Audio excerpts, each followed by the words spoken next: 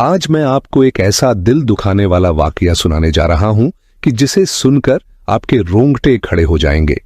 एक मौलवी ने एक मासूम यतीम बच्ची के साथ जो हरकत की, अल्लाह ने उस पर और पूरे गांव पर क्या अजाब नाजिल किया। गांव वाले तो देखते ही तौबा तौबा करने लगे। एक छोटे से गांव में एक बेवा औरत रहती थी जिसकी 7 साल की बेटी थी। गरीब बेवा लोगों के घरों में बर्तन मांजकर मुश्किल से अपना और अपनी बेटी का पेट पालती थी। वह बहुत नेक दिल औरत थी।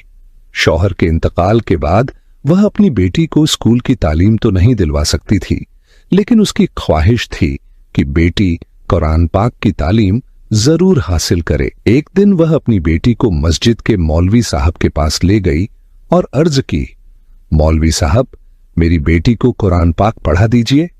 मेरी ख्वाहिश है कि मेरी बेटी हाफिजा बने। मस्जिद में और भी बच्चे कुरान पढ़ने आते थे। बेवा अपनी बेटी को छोड़कर खुद काम पर चली जाती और शाम को वापस आती तो बेटी घर पर होती। थकान की वजह से बेवा बेटी से ज्यादा बात नहीं करती, बस कहती, जल्दी सो जाओ, मुझे भी सोने दो, मैं बहुत थक गई हूं। कई दिन इसी तरह गुजर गए। एक सुबह उसने बेटी से कहा, जल्दी उठो और कुरान पढ़ने चली जाओ, देर न हो जाए। लेकिन इस बार बच्ची ने जिद की, अम्मी, मैं नहीं जाना चाहती, मस्जिद मत भेजो। बेवा गुस्से से बोली, क्यों नहीं जाना? तेरे लिए मैं लोगों के घरों में काम करती हूं, बर्तन मांजती हूं, झाड़ू पोछा करती हूं। स्कूल की तालीम तो नहीं दिलवा सकती, मगर मुफ्त में कुरान पढ़ने क्यों नहीं जाना चाहती? बच्ची रोते हुए बोली, मैं तुम्हारे साथ काम कर लूंगी, बर्तन भी मांज लूंगी, लेकिन मस्जिद मौलवी साहब के पास नहीं जाना चाहती। बेवा ने गुस्से में आकर बेटी को थप्पड़ मारा और डांटा, मैं तुझे हाफिज कुरान बनाना चाहती हूं, आसमान पर चमकता देखना चाहती हूं, और तू जमीनी ख्वाब देख रही है। आज के बाद ऐसी बात मुंह से निकाली तो। यह कहकर उसने बेटी का हाथ पकड़ा और तेज कदमों से मस्जिद की तरफ खींचती चली गई। बच्ची लगातार रो रही थी। मस्जिद पहुंचकर उसने मां का हाथ छुड़ाने की कोशिश की।